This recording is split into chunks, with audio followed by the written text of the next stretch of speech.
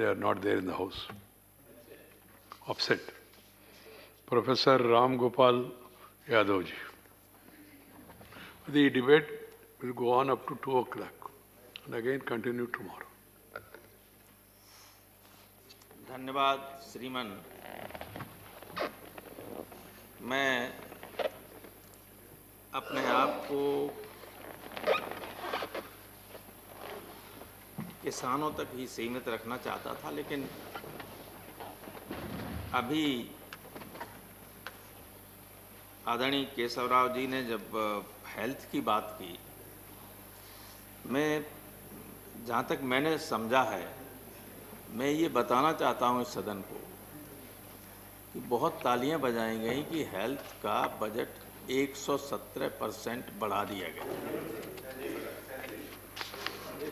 उसमें मिनिस्ट्री और घुसेड़ दी, drinking water, sanitation, पूरे शेखावत साहब की मिनिस्ट्री भी ले ली गई। फैक्ट ये है कि 2,29,000 करोड़ के बजट में केवल 73,000 crore ministry of health and family welfare और लगभग 2700 करोड़ रुपया केवल ICMR के लिए, हेल्थ रिसर्च के लिए। वैक्सीन की इतनी बात कर रहे हैं सब कुछ।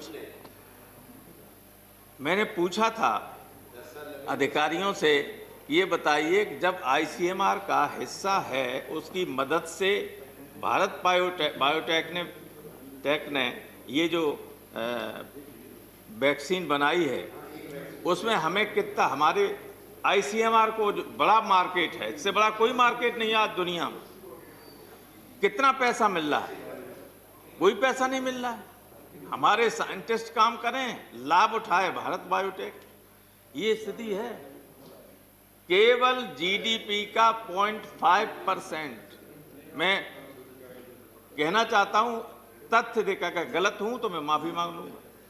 केवल GDP का 0.5% हेल्थ और फैमिली वेलफेयर पर बजट खर्च करेगा आएगा जब 11% ग्रोथ रेट होगी आपकी, तब 21-22 में। खैर, ये बात इसलिए मैंने कही कि केशवराव साहब ने और सारे देश को ये बताया जा रहा है कि हेल्थ पे ऐसा किया गया, ऐसा कुछ नहीं है। ये सारी मैंने इसीलिए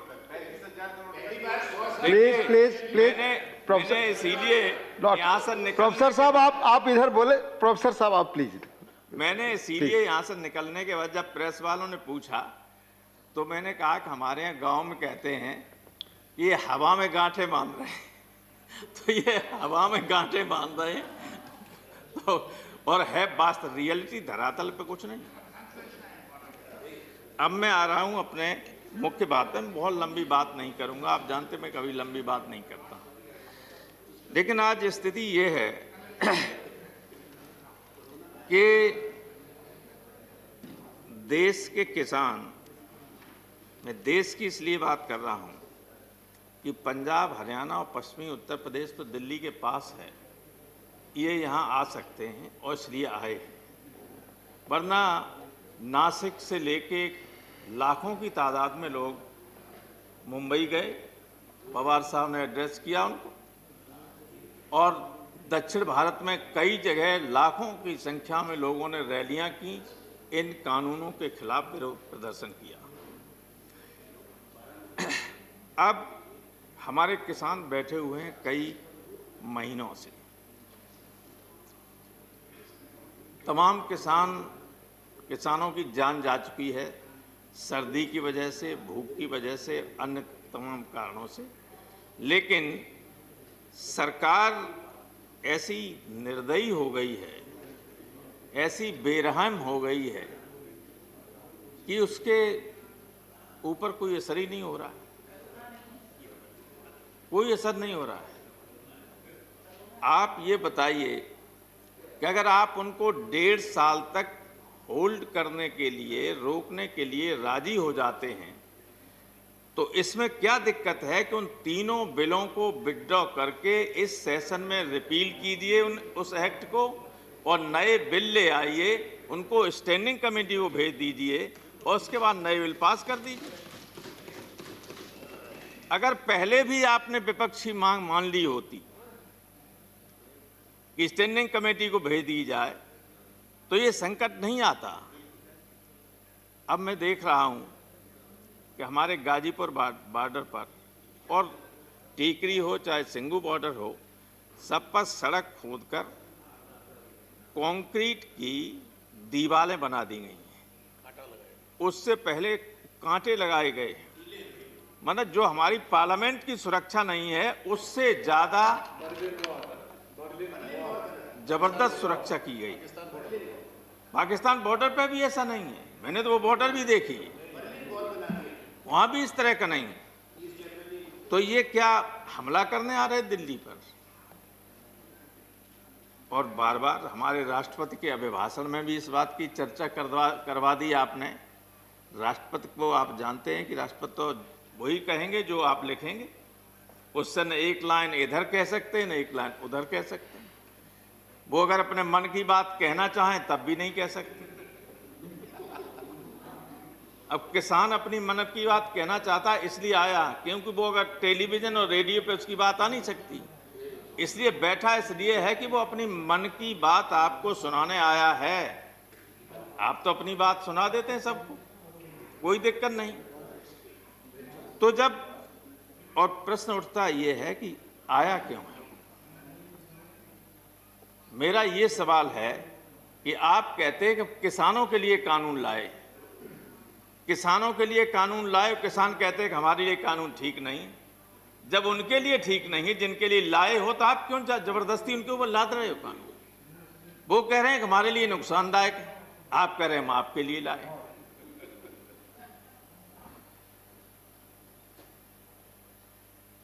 अब देखिए, जो एमएसपी की बात चलती है, ये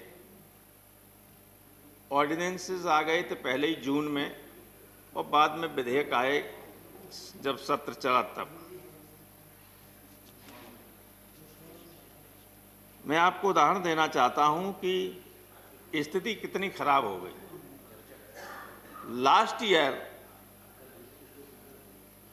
जब ये अध्यादेश नहीं आया था, उससे पहले हमारे यहाँ मक्का का भाव था 22 रुपया कुंटल, 2200 रुपया कुंटल। और इस बार जब यह अध्यादेश आपने लागू कर दिया, उसके बाद मेरा तमाम जमीन खाली पड़ी रहती थी, धान, उसके बाद आलू गेहूं ये सब करते रहते थे।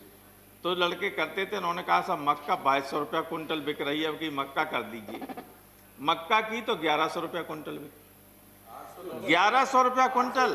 और आपकी एमएसपी है सर, एमएसपी है हाइब्रिड की 2660 रुपया और सामान्य मक्का की 1860 रुपया। तब हमारी मक्का, मेरी कोशिश करने के बाद भी प्रशासन ने कहा कि हम नहीं खरीद पाएंगे। दलालों की तो खरीद लेंगे, लेकिन आम लोगों को आपके बिहार में तो स्थिति इससे भी ज्यादा खराब थी। आप पता करिए कि मक्का क्या हिसाब बिकी। तो एमएसपी के मिलने का कोई सवाल नहीं है। अब इसलिए नहीं कि आपने कहीं इस कानून में ये नहीं लिखा कि मंडियों के अलावा जो प्राइवेट मंडियां बनेंगी, और प्राइवेट बनेंगी क्या? हमें लगता है इन लोगों को कई साल पहले से पता था, बड़े लोगों को, ये ऐसे कानून आएंगे। आपके मध्य प्रदेश में कई जगह एक बड़े व्यापारी ने, जिसका नाम रोज लेते थे, मैं नहीं लेना चाहता हूं, लेकिन कई करोड़ टन चावल और गेहूं भरने के लिए, रखने के लिए गोदामें बना ली। 4 साल से बन रही थी। दिग्विजय सिंह जी, माननीय दिग्विजय सिंह जी अच्छी तरह जानते हैं। अब जब उनके बगल में जो मंडियां होंगी, हमारी राज्य की मंडियां, वे चल जाएंगी क्या? उन्हें कैसे मालूम था भाई कि ये कानून आने वाले जो 4 साल से बना रहे थे? आप देखिए जाके, अगर मैं गलत कह रहा हूं। बनाई मंडी की नहीं बनाई? और किन की हैं वो मंडियां? जिनके हवाई अड्डे हैं, कुछ दिनों बाद जिनकी रेलें भी हो जाएंगी, जिनके, अब देखिए, अब लखनऊ हम गए तो वह चौधरी चरण सिंह हवाई अड्डा है, लेकिन नाम लिखा हुआ है अडानी, लिखा है हर जगह, हर लखनऊ की हर सड़क पे उसके बोर्ड लगा दिए गए, होर्डिंग। आप बाहर जाइए, अगर 10 मिनट गाड़ी खड़ी करेंगे तो इतना रुपया, और 10 मिनट से ज्यादा हो गया तो इतना रुपया। आपको अगर कोई छोड़ने आया, आप वीआईपी हैं, उनके साथ, आपके साथ गाड़ियां चली आई, थोड़ा सा हवाई जहाज लेट है और आपसे नमस्ते करने के लिए, खड़े बात करने के लिए रह गए, तब तक पता चला गाड़ी का पैसा बढ़ गया। बहुत बुरा हाल है। तो वही स्थिति इसमें है कि किसान क्यों परेशान है? किसान जानता है बहुत अच्छी तरीके से सबसे बेहतर मंडियां काम करती हैं पंजाब और हरियाणा की, और वो जानता है कि जब ये मंडियां बेकार हो जाएंगी तो मनमाने तरीके से व्यापार, ये जो बड़े उद्योगपति हैं जिनकी मंडियां बनेंगी निजी, वे किसानों को कहेंगे कि हम इस भाव पे लेंगे, लेना हो तो दो, न देना हो तो रखो अपने घर। और गरीब होता है आदमी, किसान को जब फसल होती है तब वो उस पैसे से अपने बच्चों के लिए कपड़े लेता है, लड़के लड़कियों की शादी हो तो उसका इंतजाम करता है, पढ़ाई के लिए पैसा की व्यवस्था करता है, तो मजबूरी में उसे फिर सस्ते में बेचना पड़ता है। और ये भय है, और भय वास्तविक है। दूसरे ये कि जो एक इसमें दूसरा बिल है कॉन्ट्रैक्ट फार्मिंग का। कॉन्ट्रैक्ट फार्मिंग में इतनी बड़ी धोखाधड़ी हम लोगों को पहले ही संदेह था। अब आप देखिए, छत्तीसगढ़ के लोग हैं यहाँ, ये हमारे पास सामने रखा हुआ पेपर कटिंग, छत्तीसगढ़ के 7 जिलों के किसानों के साथ कॉन्ट्रैक्ट फार्मिंग में धोखाधड़ी, एसपी से शिकायत, तो हजारों करोड़ रुपए के हो गया है धोखाधड़ी। पैसा ही नहीं दिया, ले लिया, पैसा नहीं दिया। और कुछ जगह कहा कि हम ये बीज दे रहे हैं आपको, पैदा कीजिए, 2600 रुपया लेंगे, खरीदेंगे, और पैदावार इतनी ज़्यादा होगी, पैदावार आधी भी नहीं हुई, और अब कह रहे हैं कि 800 रुपया खरीदेंगे, और नहीं खरीदेंगे। आप क्या कैसे कर लेंगे? आपने कहीं इस बिल में ये व्यवस्था नहीं की कि चाहे राज्य की मंडी में खरीदा जाए, चाहे कोई इंडिविजुअल खरीदे, चाहे कोई और प्राइवेट मंडी वाला खरीदे, इस एमएसपी से कम लागत पर, कम कीमत पर कोई नहीं खरीदेगा। ये गारंटी अगर एक लाइन लिख दे जाते तब भी लोगों को भरोसा रहता है कि इसमें हमारी एमएसपी बची रहेगी। अब केवल ऐसे ही कहते रहोगे कि एमएसपी नहीं जाएगी, कहां आपने गारंटी की? भाई, जो बड़े बड़े व्यवसाय खरीदेंगे लोग, और कॉन्ट्रैक्ट फार्मिंग का एक मालूम क्या और डर है? एक डर ये है कि वो छोटे छोटे, जैसे 3 एकड़ से कम किसान हिंदुस्तान में लगभग 85% है, वो कॉन्ट्रैक्ट लेंगे तो पता चला कि 500 एकड़ ले रहे हैं, पूरे 2-4 गांव की जमीन ले ली कॉन्ट्रैक्ट। अभी तो हम लोग देते हैं कि मान लो बटाई कोई ले लेता तो 1 फसल के लिए दे देते हैं, 2 फसल के लिए दे, 2 साल के लिए, उससे ज़्यादा नहीं देते कि कहीं कब्जा न कर ले। ये लेंगे 25-25 साल के लिए। तो जो लोगों को भय है कि हम बेघर हो जाएंगे, बेजमीनी हो जाएंगे, तो क्या गलत डर है उनके मन में? ये सही है। तो ये जो लोगों को के मन में भय है, इसलिए उसको